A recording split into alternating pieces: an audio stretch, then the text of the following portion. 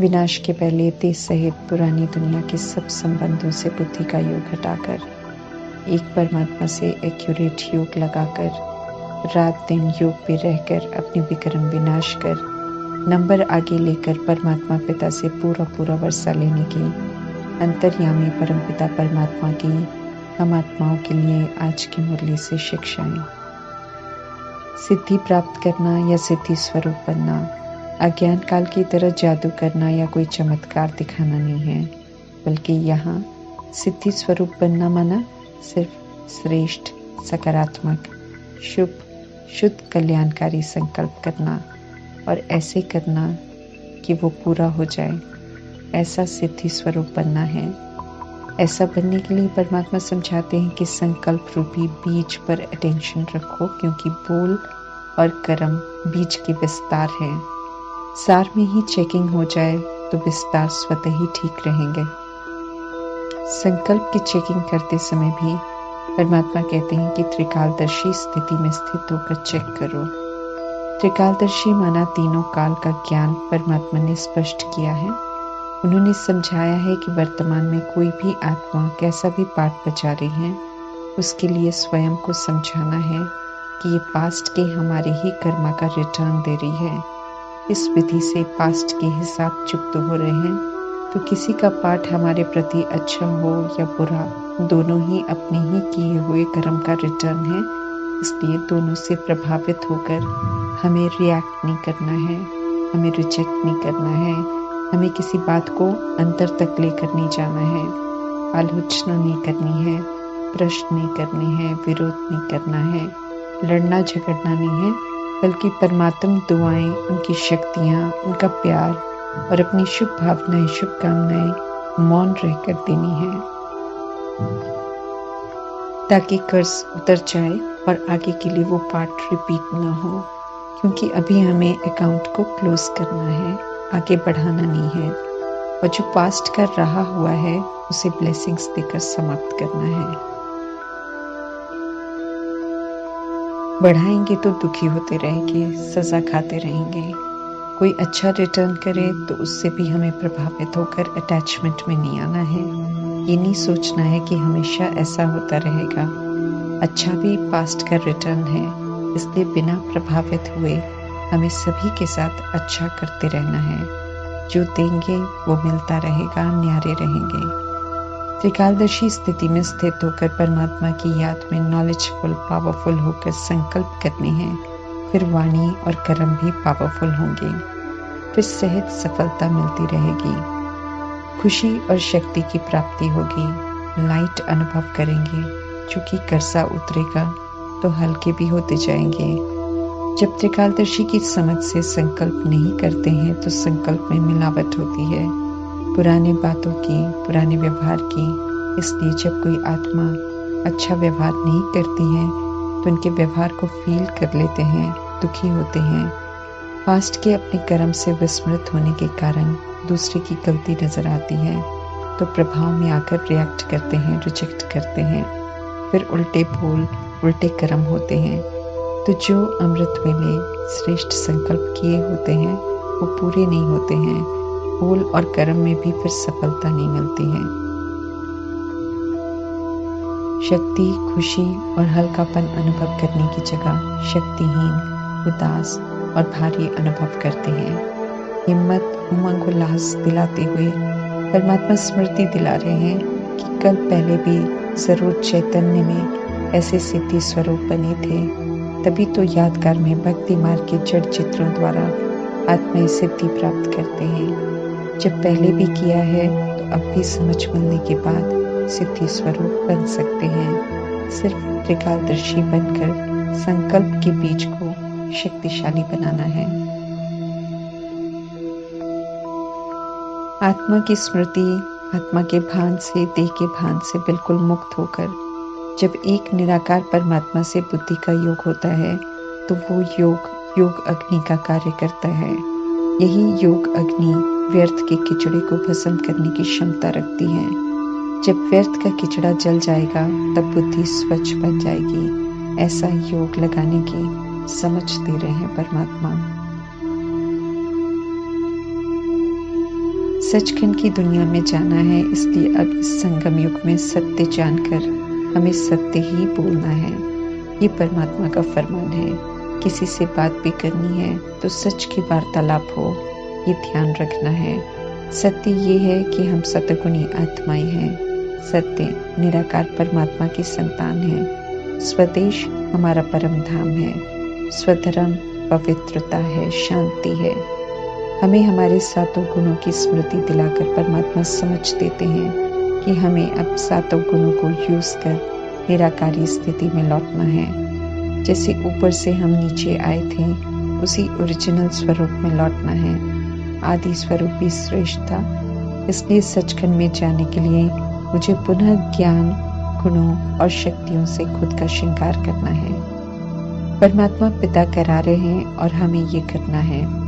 इस संगम युग विशेष समय खुद को वापस ओरिजिनल में लौटने के लिए बन रहे हैं, और जो नकली देह, भान और अभिमान के चेहरे और चरित्र बना रखे हैं, इन्हें एक एक करके उतारते जाना है। अहंकार, अभिमान सूक्ष्म अंदर तक फैला हुआ है, इसलिए माया कभी आंख से, कभी कान से, कभी मुख से, कभी नाक से, कभी मन बुद्धि से पकड़ लेती है। हमें हर जगह से खुद को छुड़ाना है, सत्य बनना है। सत्य यही है कि हम आत्माएं हैं। आत्मा रूप में विश्व के सभी शरीर में भ्रिकुटी के मध्य में बैठी हुई आत्माएं हमारे भाई हैं और निराकार परमात्मा की संतान हैं। ये तो विस्मृत होकर खुद को देह समझकर सब आपस में बटे हुए हैं। परमात्मा पुनः सभी भेदभाव, नफरत मिटाने आए हैं। पुनः एक विश्व, एक परिवार, एक राज्य स्थापन करने आए हैं। इस समय उन्होंने ईश्वरीय परिवार रचा है, जिसमें विश्व की सभी आत्माओं को निमंत्रण है। ये सच्ची सच्ची बातें जो परमात्मा बता रहे हैं, इन्हीं की हमें आपस में वार्तालाप करनी है। समझ का तीसरा नेत्र मिला है परमात्मा से, इसलिए सहज समझ में आता है कि राइट क्या है और रॉन्ग क्या है। खुद समझकर फिर हमें औरों को भी इससे परिचित कराना है। दुनिया कहती है कि परमात्मा सब जगह है, सर्वव्यापी है। अंतर्यामी परमात्मा आकर समझाते हैं कि वास्तव में कलयुग में रावण सर्वव्यापी है। सभी के अंदर देह, अभिमान और विकार मौजूद हैं। 5 भूतों ने सभी को बेसमझ बना दिया है, इतना कि आत्मा जो कभी मालिक थी वो गुलाम बन गई है। भूत इतने हावी हो चुके हैं कि आत्मा से कुछ भी करा लेते हैं। रहम दिल परमात्मा कहते हैं कि विकारों का दान दे दो और फिर वापस नहीं लो। जब हम दान देते हैं परमात्मा को तो हमें अलर्ट रहना है, क्योंकि माया कड़ी बॉक्सिंग करती है हार खिलाने की। अलर्ट नहीं रहेंगे तो हार खाते रहेंगे, बार बार खाएंगे तो परमात्मा कहते हैं शक्तिशाली की जगह कमजोर हो जाएंगे। परमात्मा कहते हैं कि दान देकर फिर वापस नहीं लो, अर्थात कितना भी आकर्षण करने वाली चीज हो, कितना भी कोई क्रोध क्यों न दिलाए, कोई लोभ आकर्षण के रूप में आए, किसी की याद सताए या कोई ठेस पहुंचाए, लेकिन किसी भी हाल में विकारों वश होकर हमें विकारों को यूज नहीं करना है। काम, क्रोध, लोभ, मोह, अहंकार के वश नहीं होना है। यूज करना मना, माया से हार खा लेना, और नहीं यूज करना, शांत रहना, प्रभाव लगाओ दबाव में नहीं आना मना, माया पर जीत प्राप्त करना। भूतों से मुक्त होने के लिए परमात्मा कहते हैं कि अमृत वेले उठकर मुझे याद करो। दीवा अर्थात आत्मा जब समझ मिलने के बाद जागृत होती है तो माया दीवा बुझाने आती है, और जब बुझाने आती है तो तूफान का रूप लेकर आती है, अचानक आती है। समझ जो परमात्मा से मिलती है उससे विस्मृत कर देती है, जिसे दीवा बुझना कहते हैं। आत्मा फिर तूफान वश होकर उल्टा कर्म कराती है। कभी माया मुरझा देती है, उलझा देती है, योग कम हो जाता है, जबकि आत्मा की जोत जगती रहे उसके लिए योग घी का कार्य करता है। जितना योग लगाएंगे उतनी आत्मा की जोत, आत्मा की स्मृति जगी रहेगी। परमात्मा क्षमा है, उन्हें सृष्टि पर आना पड़ता है हम आत्माओं की जोत जगाने के लिए।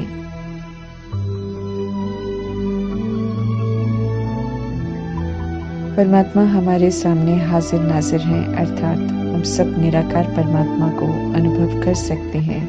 परमात्मा में नॉलेज है, इसलिए हम आत्माओं को ज्ञान सुनाते हैं, राजयोग सिखाते हैं। आत्मा अति सूक्ष्म है, भ्रिकुटी के मध्य में उसका निवास स्थान है। जब शरीर में प्रवेश करते हैं, ये स्थान शुद्ध स्थान है आत्मा के लिए। उसके नीचे आँख, कान, नाक, मुख इत्यादि हैं जो देह अभिमान में अशुद्ध बन जाते हैं। भ्रिकुटी के बीच में लोग स्थूल तिलक या बिंदी लगाते हैं। परमात्मा भी स्मृति का तिलक लगाते हैं कि आत्मा है। आत्मा ही एक शरीर छोड़ दूसरा लेकर पाठ बजाती है, पतित बन जाती है। परमात्मा आकर समझ देते हैं कि पाठ पूरा हुआ और वो पतित बन गई हैं, समझ खत्म हो गई है। आत्मा खुद को शरीर रूपी इंस्ट्रूमेंट समझने लग जाती है।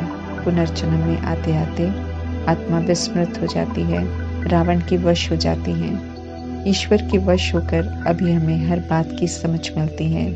झूठ खंड में हम सब पहला झूठ बोलते हैं जब खुद को शरीर समझते हैं। इसलिए शरीर से संबंधित झूठ का ही वार्तालाप करते हैं। वो भी तब समझ में आया है जब अभी हम परमात्मा से सत्य सुनते हैं।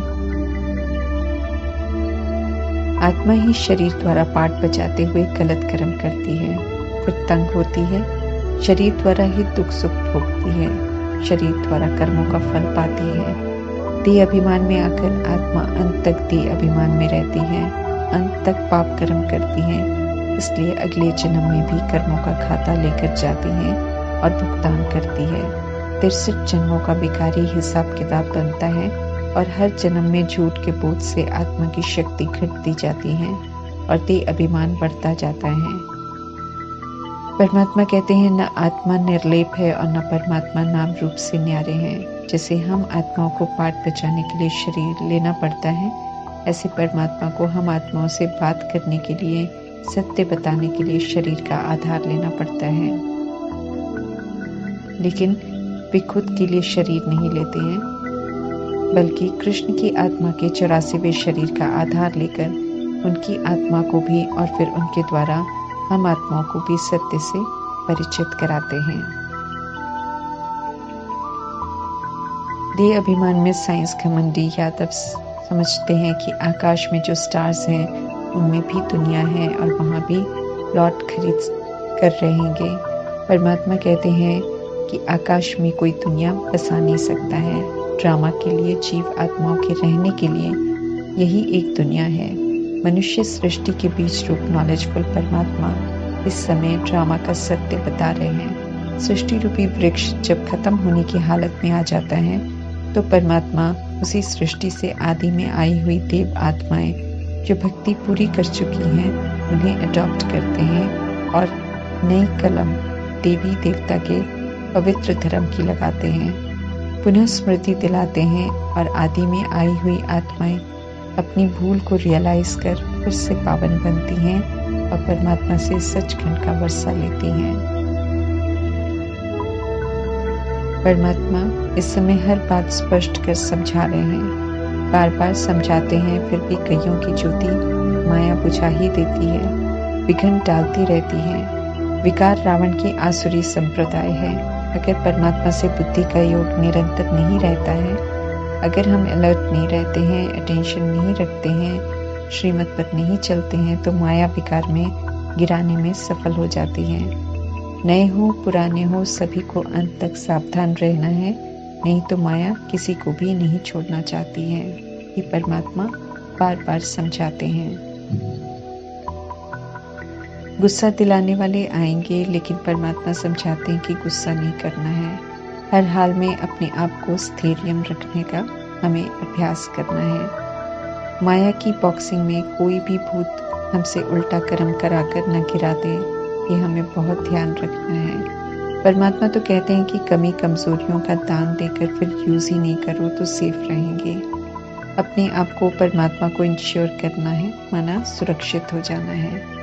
जो खुद को इंश्योर करते हैं, परमात्मा की श्रीमत पर चलते हैं, वे ही प्राप्ति करते हैं। हर आत्मा का परमात्मा से ही संबंध है, लेकिन आत्मा भूल गई है। इसी संबंध की फिर से सभी को स्मृति दिलानी है और फिर बताना है कि पिता नाम रूप से और कैसे न्यारे हो सकते हैं। परमात्मा का नाम शिव है और रूप ज्योति बिंदु है। ज्ञान के आधार से हमें खुद समझाना है कि तमो प्रधान बुद्धि से तमो रजो सतो कहाँ तक पहुँचे हैं। परमात्मा कहते हैं कि सतो तक जब कोई पहुँचता है तो उसकी निशानी है कि कर्मेंद्रियों की चंचलता समाप्त हो जाती है। सतो प्रधान बुद्धि ज्ञान की धारणा अच्छी तरह करती है। सेवा करते करते आत्मा में बहुत सुधार होता रहता है। इसलिए रूहानी सेवा हमें करते रहना है। युक्ति से सभी को सत्य बताते रहना है। बताना है कि परमात्मा अगर पिता हैं, हम उनके बच्चे हैं, तो उनसे वर्षा जरूर मिलता होगा। बताना है उन्हें कि हमने गवाया हुआ वर्षा फिर से पाया है, आप भी पा सकते हैं। जिन्हें निश्चय होगा वे वर्षा पाने का पुरुषार्थ जरूर करेंगे। भूतों का दान कर पुरानी दुनिया के देश सहित सब संबंध से बुद्धि योग निकाल एक परमात्मा को याद करने में बहुत मेहनत है। इसलिए मेहनत करने की समझ दे रहे हैं परमात्मा, और वो भी खास रात को 2 बजे से सुबह 5 बजे तक का समय उत्तम समय है जब हम ये अभ्यास कर सकते हैं। स्वयं को ड्रामा का सत्य पक्का करा सकते हैं, क्योंकि इस समय तमो प्रधानता वाले गहरी नींद में विश्राम करते हैं। वायुमंडल में शांति होती है तो हर बात सहज बुद्धि में बैठ जाती है। ये 5000 वर्ष का चैतन्य ड्रामा है। इसमें कोई बदलाव नहीं आ सकता है, न हमारी कोई जगह ले सकता है। जो भी पाठ हम बजाते हैं वो फिक्स हो जाता है, फिर उससे हम बाहर नहीं निकल सकते हैं। इसलिए परमात्मा समझाते हैं कि सोच समझकर अपना पाठ बजाओ। अभी समझ मिल रही है कि विनाश के पहले वर्षा लेना है और औरों को भी संदेश देना है। फिर आगे चल टू लेट का बोर्ड लग जाएगा, फिर वर्षा ले नहीं सकेंगे। अभी के समय प्रमाण अंतिम समय चल रहा है और जन्म जन्मांतर के विक्रम विनाश करने हैं। इसलिए परमात्मा कह रहे हैं कि रात दिन योग में रहो। विक्रम बहुत हैं और उन्हें विनाश करने में टाइम लगता है। परमात्मा ने कल पहले भी विनाश की बात शुरू से कहनी शुरू कर दी थी। तब भी कई लोग इस इंतजार में रहे कि देखें जो भगवान कह रहे हैं वो कब होता है। 100 वर्ष के संगम युग में जब तक परमात्मा का पाठ है तब तक परमात्मा विनाश की याद दिलाते रहते हैं, ताकि सब पुरुषार्थ कर स्व परिवर्तन कर अपना वर्षा लें। परंतु मेजॉरिटी आत्माएं परमात्मा द्वारा बताई हुई बातों को आजमाने में ही समय बिता देते हैं और पुरुषार्थ नहीं करते और एक दिन विनाश हो जाता है। इसी के यादगार में शेर आया की कहानी बनाई है। जब सबने झूठ समझा और कोई बचाने नहीं आया तो शेर आ गया और लड़के को खा गया। इसी तरह परमात्मा समझाते रहते हैं कि विनाश सामने है, और उन्होंने ये भी कहा है कि जो अलबेले हैं वे अभी और अलबेले हो जाएंगे, फिर अचानक विनाश शुरू होगा, फिर कुछ नहीं कर पाएंगे। विक्रम विनाश करने के लिए परमात्मा कहते हैं बहुत योग अग्नि चाहिए, इसलिए योग के प्रति बहुत अटेंशन रखना है। परमात्मा कहते हैं 10 से 1 सो जाओ तो चारों तरफ की विकारी वायुमंडल का प्रभाव नहीं पड़ेगा। उसके बाद 2 बजे से नींद नहीं करेंगे, याद में बैठेंगे, ज्ञान का मनन करेंगे तो बहुत तीखे जाएंगे। जितना चाहो हम आगे बढ़ सकते हैं। ईश्वरीय नॉलेज प्रमाण चलने वालों का बेड़ा पार हो जाता है और उनकी सभी कामनाएं सिद्ध हो जाती हैं। ओम शांति।